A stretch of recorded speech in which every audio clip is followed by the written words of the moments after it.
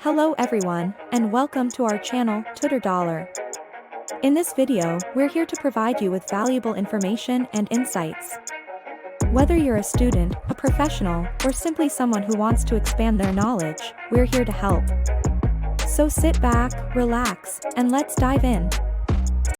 Introducing Programming for Problem Solving, Mastering Computer Fundamentals and C Programming. Our expert will guide you through the topics of fundamentals of computer, number system and C programming. Next question की तरफ चलते हैं। यहाँ पूछा गया है draw a flow chart to find the maximum among 3 numbers. मतलब हमें 3 नंबर्स दिए होंगे, हमें उसमें से सबसे बड़ा नंबर ढूंढना है using flow chart. Flow chart होता है हम लोग कुछ सिंबल्स यूज करते हैं, अपने प्रोसीजर को बनाते हैं। जैसे यहाँ पे आप देख सकते हैं सारे सिंबल्स यूज किए गए, पैरेललोग्राम, डायमंड, राउंड वाले। इनसे हम लोग प्रोग्राम को बहुत शॉर्ट कर देते हैं। So let's see the each step. Start हमने यूज किया है यूजिंग राउंड वाला सिंबल। इसी तरह हम लोग स्टॉप सिंबल भी बनाते हैं। स्टार्ट एंड स्टॉप हमारे राउंड वाले सिंबल्स होते हैं। नेक्स्ट हम लोग पैरेललोग्राम का यूज करते हुए इनपुट आउटपुट लेते हैं। This is use for both input and output. So हम लोग ने 3 नंबर्स को रीड किया। देन हम लोग ने डायमंड सिंबल का यूज करते हुए 2 नंबर्स में रिलेशन निकाला कि क्या ए बी से बड़ा है। अगर ए बी से बड़ा है तो ये वाली सेट ऑफ स्टेटमेंट्स हमारी एग्जीक्यूट होंगी, और अगर ए बी से बड़ा नहीं है तो हमारी ये सेट ऑफ स्टेटमेंट्स एग्जीक्यूट होंगी। अगर ऐसा है ए बी से बड़ा है तो क्या ए सी से भी बड़ा है, मतलब इवेंचुअली ए सबसे बड़ा नंबर हो जाएगा। तो हम लोग प्रिंट कर देंगे कि yes A is the largest number. ये पैरेललोग्राम्स हमारे किस लिए यूज होते हैं, आउटपुट के लिए यूज होते हैं। जैसे कि हम लोग ने ऊपर भी इनपुट लिया था, तो हम लोग यहाँ पे थे हम लोग। अगर ए सी से बड़ा नहीं है, मतलब सी बड़ा है, तो सी सबसे लार्जेस्ट नंबर हो जाएगा। इसी तरह अगर हम लोग ए बी से बड़ा नहीं है तो क्या बी सी से बड़ा है, तो eventually B is the largest number. So will print B is the largest number और else C is the largest number.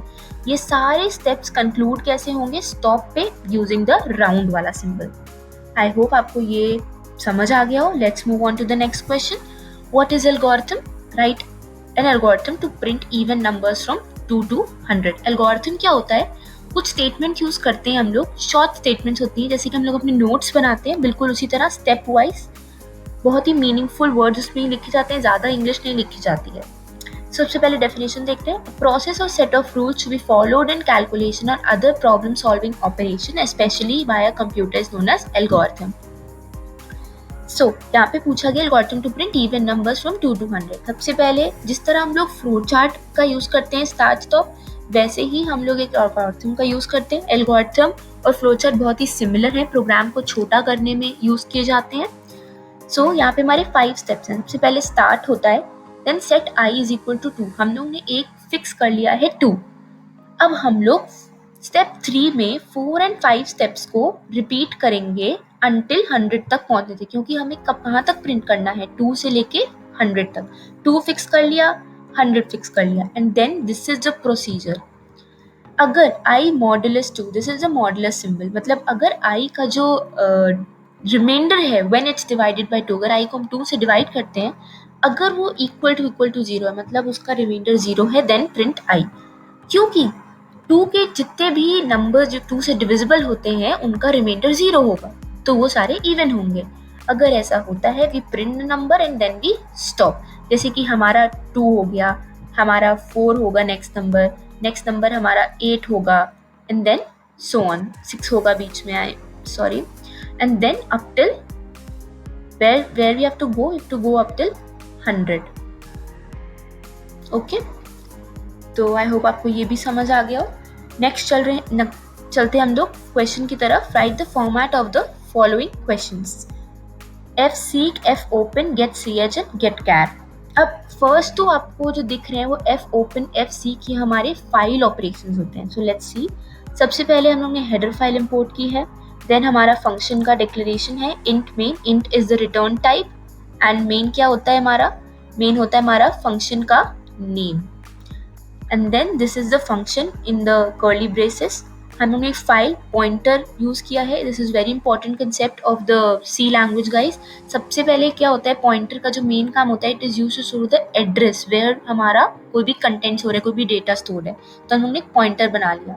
इस पॉइंटर को हम लोग ने फाइल को, इस पॉइंटर की मदद से हम लोग ने फाइल को ओपन किया, एफ ओपन, कौन सी फाइल, फाइल डॉट टेक्स्ट, और किस मोड में, what is this, this is the mode, this is what the mode, I'll write it here. बहुत से मोड्स होते हैं, like we have the read mode, we have the write mode, we have the append mode. इनको हम लोग कैसे लिखते हैं, double quotes, okay. And then F puts का यूज करते हो, ये हम लोग ने पुट किया उसमें वैल्यू, क्या पुट की है, दिस इज tutorialspoint.com यूज करते हुए पुट किया है। एफ सीक, सीक मतलब टू सी समथिंग या फिर to get hold of something, कुछ देखना फाइल में। यहाँ हम लोग ने 3 values fp 7 and seek set. We have seeked this value from the file fp. fp क्या था, it was a pointer here.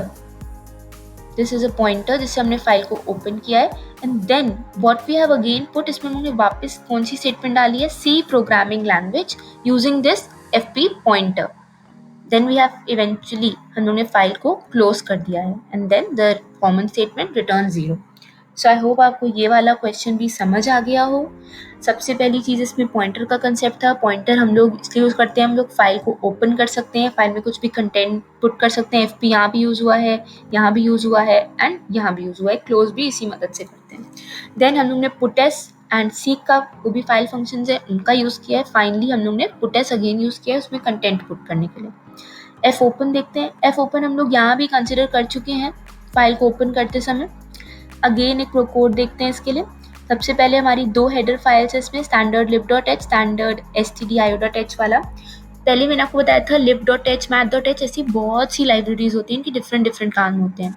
लिब वाला हमारे डिफरेंट काम के लिए, इनपुट आउटपुट कंसोल के लिए स्टैंडर्ड इनपुट आउटपुट.h वाली लाइब्रेरी है। इंट में हमारे फंक्शन का declaration, and this is the function. Again हमने फाइल को यूज़ करने के लिए, फाइल को एक्सेस करने के लिए एक पॉइंटर यूज़ किया है कि हमारे, जैसे ये हमारी कोई भी डेटा है एंड इसकी हमारा जो कंप्यूटर में स्टोरेज है वो है समझ लीजिए 200, एंड इसमें हम लोग ने स्टोर किया है वैल्यू 4 लेट्स से। तो हम लोग जब बोलेंगे ये हमारा a है, it's a, and if we say star a, star अच्छे से बन नहीं रहा है, so consider it a star.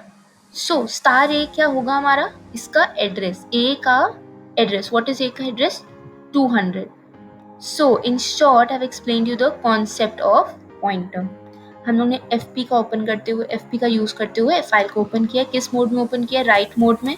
We have printed, what we have printed, हम लोग ने क्या प्रिंट किया है फाइल में, वी आर इन 2012। तो ये जो star S ampersand percentage S use किया है, ये क्या है, हमारे स्ट्रिंग्स हैं, एंड डी क्या है, ये हमारा एक इंटीजर वैल्यू है क्योंकि ये एक नंबर था 2012, सो परसेंटेज डी। हम लोग ने फाइल को क्लोज किया है एंड देन हम लोग ने रिटर्न किया है 0। अब हमको ये पुट करना था, प्रिंट करना था फाइल में कंटेंट, इसीलिए हम लोग ने राइट मोड में ओपन किया। अगर हमें सिर्फ रीड करना होता तो आर करते, अगर कुछ चेंजेस करने होते तो ए करते, बट हम लोग ने एक्स्ट्रा एडिशन किया है, so we are using W. And that's a wrap for today's video. We hope you found it informative and helpful. If you did, don't forget to like, comment, and subscribe for more great content. And if you have any questions or comments, feel free to leave them below.